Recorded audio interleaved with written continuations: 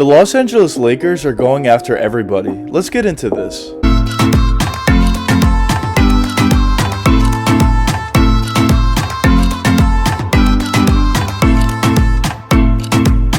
After a pretty disappointing season last season, mostly due to injuries, but either way it was still disappointing after losing to the Phoenix Suns in the first round, the Los Angeles Lakers are now shifting their focus to retooling the roster in order to get back to that championship mode that they were previously in a season before. And the main reason why we're seeing so many trade rumors around the Los Angeles Lakers about them getting basically everybody in the NBA is mostly due to the fact that they have LeBron James, and of course he's already getting old in the NBA and his time is definitely ticking. Although he's definitely playing at a superstar level at this point, and he's definitely a top 5 player in the league still. In the past, he's been so great with the injuries. He was never getting injured whatsoever, but over these past few seasons, we finally started to see him getting injured a little bit more than he did in the past, and we're finally starting to see that age creep up with him a little bit. Not necessarily all the way there, but we're starting to see it a little bit. So that creates a lot more of a sense of urgency from the Lakers to be in a complete win now mode and get all the players they could possibly get, because this could be their championship window within the next year or two, and then it could be done after that. You never know what could happen.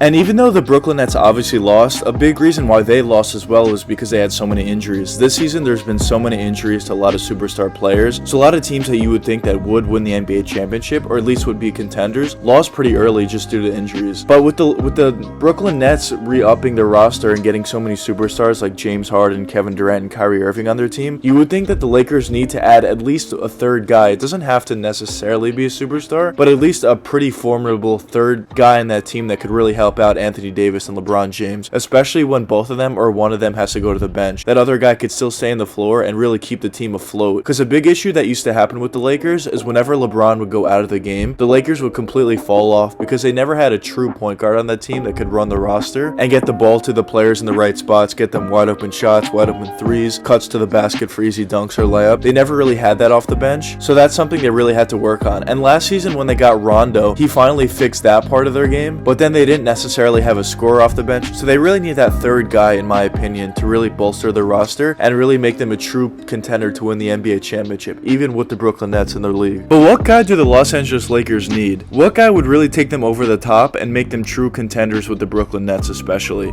I think they're going to need a guy who's definitely at least a star in this league, or maybe a tick below that star level, but it really has to be a point guard in my opinion. A guy who can get everybody calm on the offensive end, get the ball to the right players in the right spots, get them wide open three-point shots, get them wide open layups or dunks cutting to the basket. Just make it easier on everybody else on the roster. Not necessarily because LeBron can't do it. I think LeBron can 100% do it. But more so when LeBron sits down, they have a pretty big issue with that, especially now that Rajon Rondo's not even on the team anymore. And a lot of times when LeBron went out, they would stagger their minutes with LeBron and Anthony Davis, and Anthony Davis would just take over when LeBron goes out, which is fine. But if he's having an off night, or if they start throwing double or triple teams at him, the offense is kind of a little bit stagnant at times with no true point guard on the floor. Dennis Schroeder's a scoring guard, but he's not necessarily a true point guard, and they're probably going to move on from him anyway this season. So I think a guy like, maybe they're talking about Chris Paul, that would be amazing for this Lakers team. If they get Chris Paul, that's fantastic. I don't know how realistic that is, but if they do get him, that's fantastic. Another guy they're talking about is Russell Westbrook. I think honestly he would be a pretty good fit as well with this Lakers team, because he's a guy who can score and pass the ball, of course. Now obviously there have been a lot of complaints with Westbrook about him just chasing those triple doubles and chasing numbers, which I think definitely at times he has done, but overall I think he's a very talented player, and if he's added to this Lakers roster, I think he's definitely at the very least an all-star level talent. I think he's way higher than that in my opinion, but at the very least an all-star level talent. Also, there have been rumors about Damian Lillard potentially going to the Lakers.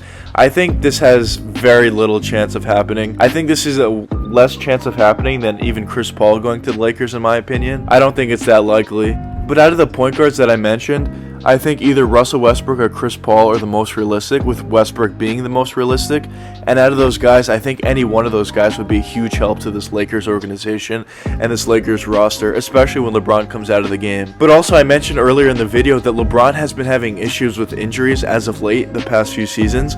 So just imagine if he gets injured, if you have a guy like Chris Paul or Westbrook to really settle the ship and hold the ship down until LeBron's able to come back. Obviously, that would be a huge help for them. There were also some reports out that maybe the Lakers are trying to go after Kawhi Leonard in free agency, and maybe they can actually get him. I don't think this is likely whatsoever, just due to the fact that he actually declined to go to the Lakers last time around, but also due to the fact that the Lakers have no money whatsoever. How would they possibly sign Kawhi Leonard? They're gonna have to move a lot of players on their roster, and they don't even have that many picks coming up, so they can't really bundle picks with players that have pretty big contracts. I think it's very unlikely that they would be able to get Kawhi, in my opinion.